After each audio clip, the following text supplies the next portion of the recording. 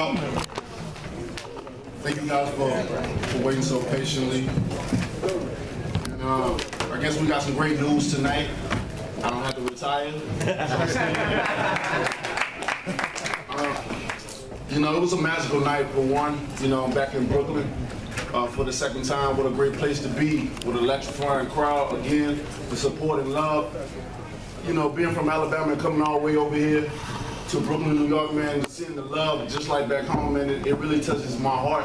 You know, and I'm always filled with joy to come here each and every time to perform for you guys. And it was a magical night tonight, you know. And again, I said history. It's not a man that have fought me that I haven't knocked out. So I'm just ready to prove that I am the best, you know. That's all I want. You know, of course, Stiverne, for some, wasn't the best. You know, some already predicted it. I said I was gonna knock him out, and I did that. And now, you know, over and over again, I keep sending messages out to the heavyweight division that I am the man to beat. I am the most feared. I do hit the hardest. You know, I am who I say I am. I don't say things just to say it because of people have cameras in my face, or people have, you know what I'm trying to say. Right? I just want to prove that I am the best. I want to know for myself. You know, I say it, I believe it, and I'm receiving it. Now, I want to prove it to the world. So hopefully these heavyweights in the division see what I've done and don't get too frightened. Hope they want to feel the same way. I want to unify the division. The heavyweight division is too small to have so many champions, 3 and 4. I mean, well, 3. You know, it should be one champion, one face, one name. His name's Deontay Wilder. Any questions, guys?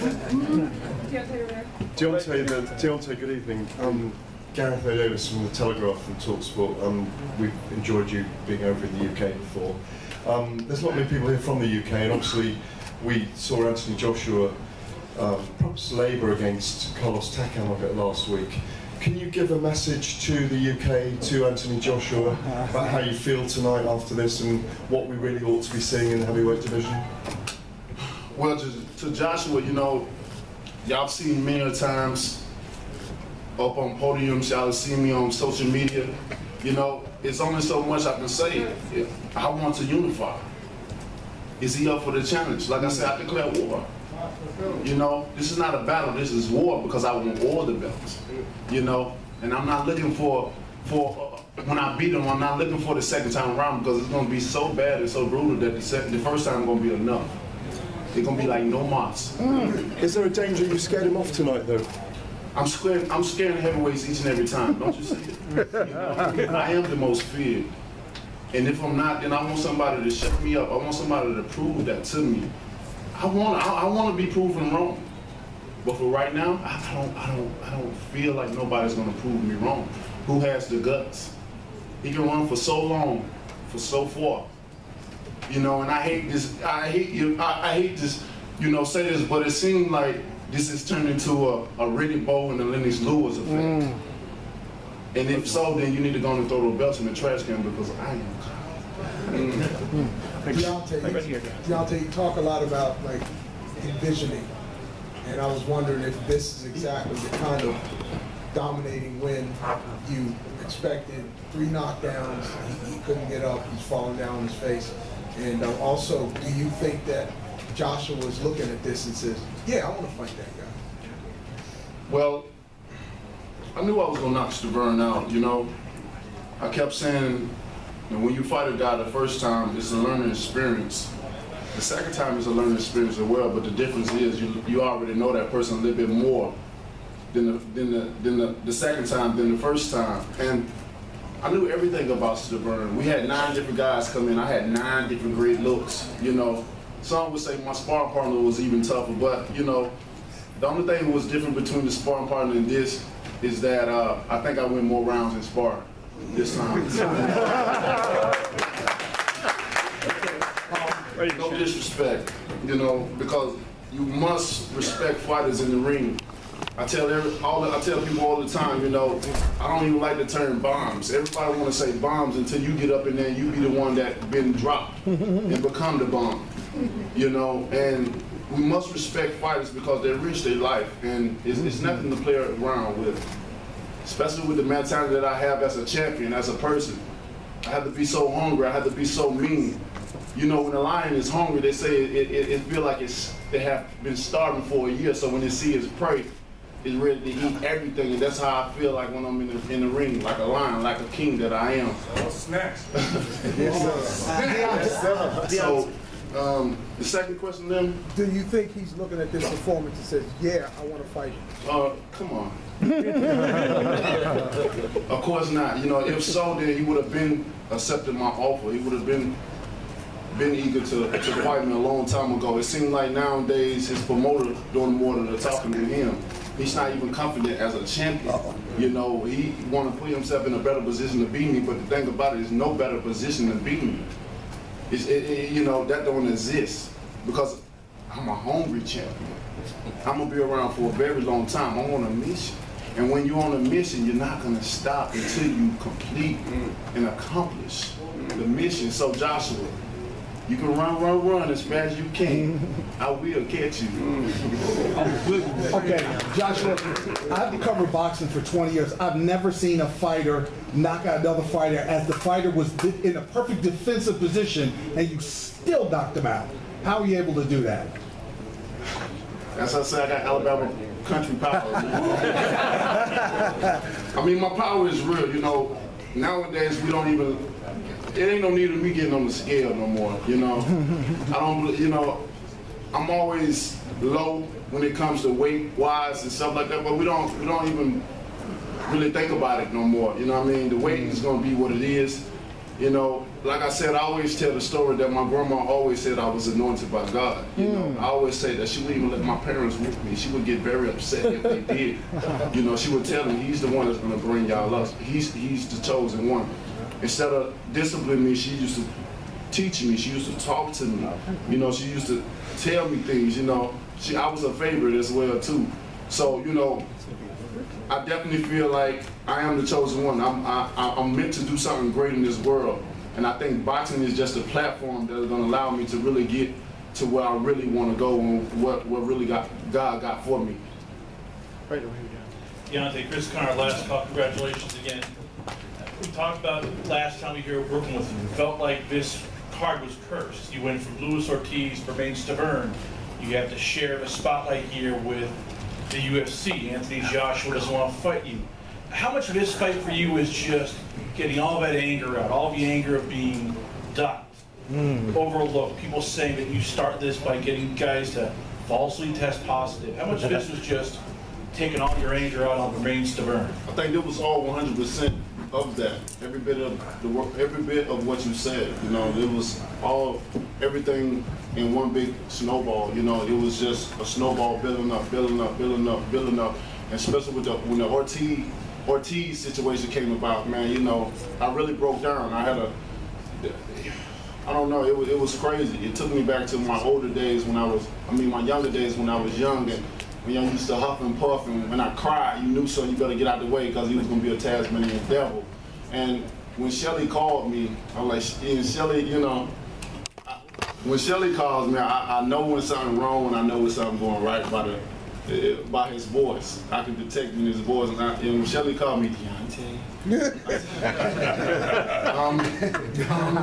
I said, Shelly, get straight to the point. Ortiz failed the drug test. And when he did that, you know, it's just, my heart dropped to my stomach. And, you know, I bust out with tears. You know, it was tears of anger because I want to prove myself so bad. Like, I never wanted to prove myself so bad. Now, not to me, but to the world, you know, because so many people blame me for so many different things that don't have nothing to do with me. You know, I try to fight the best. I've called out the best. The best haven't accepted my challenge. The best always take an easier route, you know, and that's the facts of Deontay Wilder. This is nothing that I'm making up. This is nothing that I just all of a sudden just imagining. This is real life for me, you know, and I just want to prove myself. You know, I said it before, in Showtime, it's almost as if like you want to do something so bad, like if you constipated, like you just, you know, I want to prove myself, and I know after this that the heat is going to be on the other champions. You know, definitely Joshua, because that's who people want to see, and that's what I want as well too. So after this fight, you know, the pressure is definitely going to be on. You know, I think I've won a lot of fans. Not only Americans, but UK fans and people all around the world. So that's the mega fight, and that's the one I want, and we will get it. I don't say hope. I'm not going to say if. I'm going to speak it. I believe it. I'm going to receive it. Right here, Deontay. Hey, Deontay. Congratulations. Talk a lot about Anthony Joshua, and you want. I know you want that fight, but since it doesn't appear as though that will be the next fight for you, or the next fight for him, frankly, you know, you're going to have other fights between now and then. What kind of fight could you have that's not Joshua that would at least interest you or excite you? Who else is out there that you could be interested to fight? Well, we got a lot of guys in the heavyweight division. Of course, you've heard them run their mouth many a times, and we got a lot of up-and-coming guys as well too. And you know, we just seen one of the guys that I got history with, and it's not a positive history. That's in Brazil. So that could be a potential one next as well too, while we wait, you know, for the so-called best heavyweight champion in the world. So, you know, we have options. We definitely have options. I don't want people to think that we don't have options, that I need a certain type of person, which I don't. You know, we have a lot of great heavyweights here. And we're going to keep American boxing alive, especially the heavyweight division. It have heated up, and it's just continue to flame and become even more heated as time goes by. So, you know, so we're just going to sit back. We're going to see what's going on. We're going to go to Joshua Dem people. We're going to see what's up. See, can they not wait and make a date? If not, then we move on. Hey, Deontay, Andy Emilio, ES News. Congrats. Big statement win. Kind of drawing a parallel here. I saw you pound your chest, and then you were standing over him. It kind of reminded me of the fight you had with Charlie Z, when you kept telling him, get up, get up. Like you just wanted to hurt him. Can you just like elaborate a little more on the emotions that were in the ring when Stiverne was knocked down and you wanted to fight him more? I've only seen you do that twice. Yeah, you know, I was in my element. You know, I felt so great in the dressing room. You know, I was telling my people that I haven't felt this good in a long time. You know, it took me back into my early in my career, when I felt so great, when I was really blowing these guys out in the first and second and third round and stuff like that. And tonight, I felt that energy. Man, I feel so good. The gloves felt so great, like it was perfect. It was meant, you know. And, you know, pounding my chest is let him know that I meant every word that I say. I am here. Nothing you can do can stop me. Nothing you can say can stop me. Whatever you do, I can do better. Everything I told Stiverne, you know, I really meant it for him. I don't know if he meant what he said when he was referring to things that he said to me, but I meant everything. And, you know, even like I said, I meant everything. Even with the killing part, I meant that. I meant that. I do want a body on my record. But I mean, that's just the bronze bomber mentality. Right now, I'm Deontay Wilder. I'm calm. I'm at peace. You know, I bring love. But the bronze bomber, you just never know what he's going to say and what he's going to get. But it's real. It's real. Everything is real. And thank God that he survived and see another day. You know, Deontay Wilder want everybody to go home. He want everybody to see a family. Because I have family. I have kids. I love to death. You know, and I definitely, you know, I say an individual prayer and we say a team prayer. And the individual prayer, I always say I want the guys to go back home, you know. And I know a lot of people will say I contradict myself, but they got to understand it's two different personalities. I'm Deontay Wilder outside, and I'm the bronze bomber on the inside, and it's really real. Hold up here, over here, champ. I know it was only one round, but how did the right hand hold up? And you mentioned that glove. I know it was a new glove for you. How do you think that worked for you tonight? Yeah, and it feels amazing. But my jab hand, you know, I came with some good steam on that. And Stiverne had always been hard, even from the first fight. So the second fight, you know, I hurt my knuckles a little bit. It's just a little swollen, but it'll be okay. Right here, Deontay. I just want to say that you're an amazing dad, and your daughter's very lucky to have you. And I just want to say, are you willing to go to the UK to fight Joshua? Because you know, numbers-wise, there's a lot more people that go over there to watch those fights, and you can make so much more money than here. Or you want him to come here? That may not be true. Well, actually, let's show you. No, I'm just asking. I don't know facts-wise. I'm just going by numbers-wise. What Joshua has performed out there, 90,000. Put a mic in front of him. Take the mic. Yeah. By all means, Shelly. Answer that. Shelly Peoples, everyone. Sorry. I mean, that's what I see. That's what I see on TV. So. What you do see on TV is more people, but not necessarily more dollars. Gotcha. When you go to Vegas, if they want this fight, they can put up more than anywhere. I agree. I wanted to say something else, though. About 6 weeks ago, and this was not public, I got a letter, an email from Eddie Hearn, and he said, if you fight Dylan White, we'll get you Joshua next. I couldn't get on the phone quick enough with him, and he didn't answer, and I said, what's the matter, why aren't you in? He said, please give me a day, I just lost the fight with Pav, the one that he was supposed to, Pulev. Yeah. So the next day, I said to him, what's the deal? He said, what do you want to fight Dylan White? I said, that'll be made easy. When do we get Joshua? Never called me back. Next, I've been around this game a long time. If someone wants to fight, they fight. Joshua said he wants to fight Deontay next year. Deontay just finished his mandatory. You heard what he wants to do. Joshua finished his mandatory. You haven't heard a word from him. If Joshua wants to fight, Deontay is ready. If it means the right deal to go to the UK, he'll fight him on the move. He'll go anywhere to fight him, and he said it. So there's no silence, there's no avoiding. It's up to Joshua, and if it's not, then he has his reasons not to. Dan Rayfield, you just said the fight obviously won't happen next. They're going to do something else. Why? Why can't it happen next? They literally fought 1 week apart. Neither one of them's hurt. They're exactly on the same schedule. I don't know it for a fact. I've just been around long enough to know it. Right. No, and you're right. Because Anthony Joshua doesn't want to fight this man right now. Probably Eddie Hearn, but okay. Okay, I'll give you that. Eddie Hearn doesn't want Anthony Joshua to fight this man. The athletes want to fight each other. I don't think he want to fight me as bad as I want to fight him. I agree with that. Right here, Deontay. You came in a little bit lighter than normal at the weigh-in. Was that game plan? No, you know, it's funny how my body works, you know, in camp, I'm always heavier. I'm always like in the 230s or something like that. It's like when it's time to come to war, you know, it's always like my weight drop.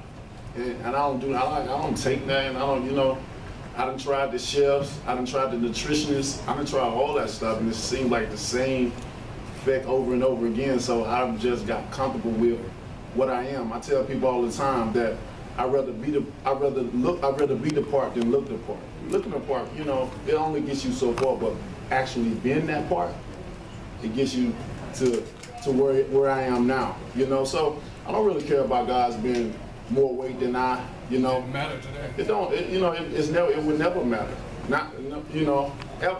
You know, because one thing about it that people can't measure, nor can they weigh, it's my heart. You know, it's big, it's heavy. So when these guys fight me, they better be ready. And the last question, Luis King Kong Ortiz was in attendance for your fight. Do you have any thoughts on that? You know,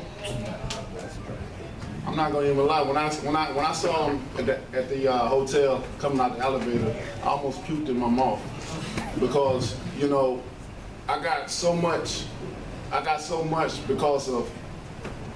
But when I say I got so much people throwing the fault at me, the blame at me, but it ain't had nothing to do with me. Look, I was gonna pay a guy set aside money out of my pocket to fight him, to show you guys, to entertain you guys and to prove to myself that I am the best. And what happened? I don't know, I don't care what reason that they said they came up with, you know, a lot of stuff not add up with what they say. How about just don't take nothing? You know, all of a sudden, you know, if you fight this person, you fight that person, nothing come up, nothing come up. And all of a sudden, overnight, you get old and blood pressure pills come up. That's a massive come on, man. Like, you know, I would have loved to share the ring with Luis Ortiz. Just like Povetkin and all the other rest of them. I would have loved to share the ring with them, man. Looking like for Povetkin, you know, I may end up sharing the ring with him as well, too, because he's moving on up. But at the end of the day, man, what does it do to catch it? Yes, sir. You ready? Listen to this, right? Sister Povetkin camp. I don't got a question, I got like a statement. Sister Povetkin camp. That's the best I've ever seen you with the Povetkin camp as far as training. When I came to train with you this time, there was some with your mindset that just was a lot more on point, that deep work, everything. And you really want to do bad intentions. It's the burns, right? So this fight reminded me of when Tommy Hearns wanted to make a statement with Roberto Duran. He almost murked me. So you know what I wanted to say. Oh, snap! Remains the bird! You wanted it? You got it!